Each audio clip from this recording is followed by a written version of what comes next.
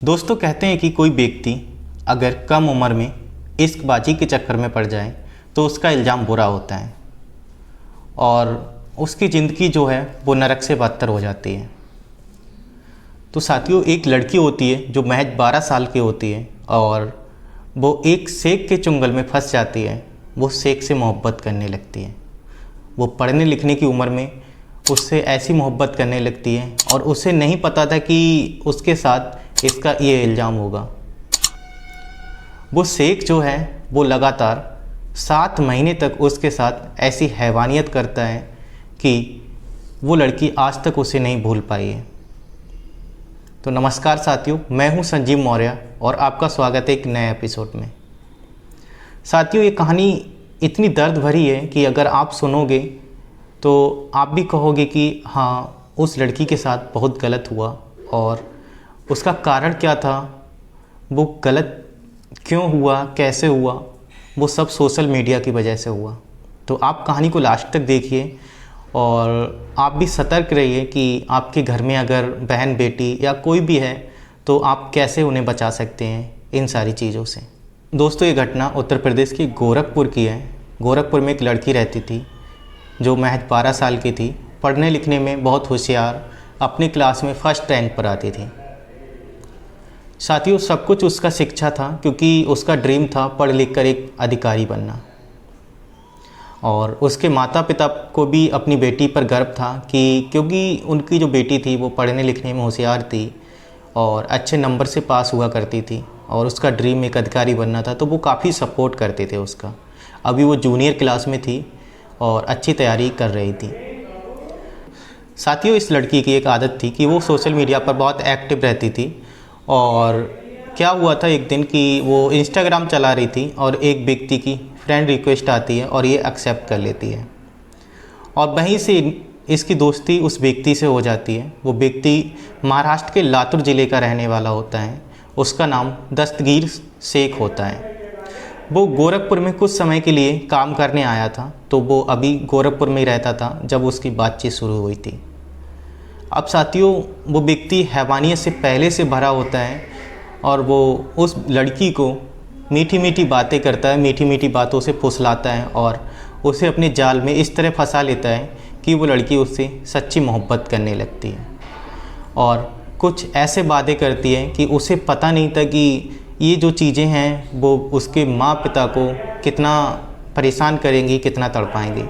वो उसके साथ जीने मरने की कस्में खा लेती है, एक दूसरे के साथ में रहने का वादा कर लेते हैं। साथियों, एक दिन शेख जो है वो हैदराबाद चला जाता है और वो लड़की कुछ दिनों बाद अपने घर से निकलकर उस शेख के पास पहुंच जाती है।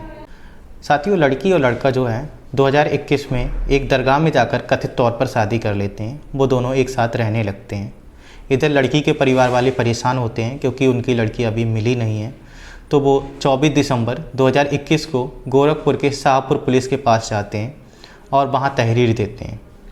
पुलिस उनकी तहरीर को लिख लेती है और फिर छानबीन करती है और छानबीन करने के बाद उन्हें पता चलता है कि वो लड़की हैदराबाद में है। तो पुलिस की एक टीम बनाई जाती है, वो हैदराबाद जाती है और हैदराबाद से उस लड़की को उस शेख के चुंगल से छुटाया जाता है और फिर गोरखपुर लाया जाता है। साथियों, वो 7 महीने बाद उस शेख के चुंगल से छूटी है और इस 7 महीने में इस तरह से उस लड़की के साथ जुल्म हुए, इस तरह से हैवानियत हुई कि वो उस हैवानियत को भूल नहीं पाती है। अब वो 7 महीने की गर्भवती है। घर वालों को ये बात सबसे ज़्यादा पीड़ा देती है और लड़की भी सदमे में पहुंच जाती है। वो इन चीज़ों को भूल नहीं पाती है। साथियों, वो मानसिक मरीज हो जाती है तो उसका इलाज कराना पड़ता है और इलाज कराने के बाद वो थोड़ा स्वस्थ होती है और फिर जब वो उन पलों को याद करती है तो वो डर जाती है कि कितने पीड़ादायक वो पल थे।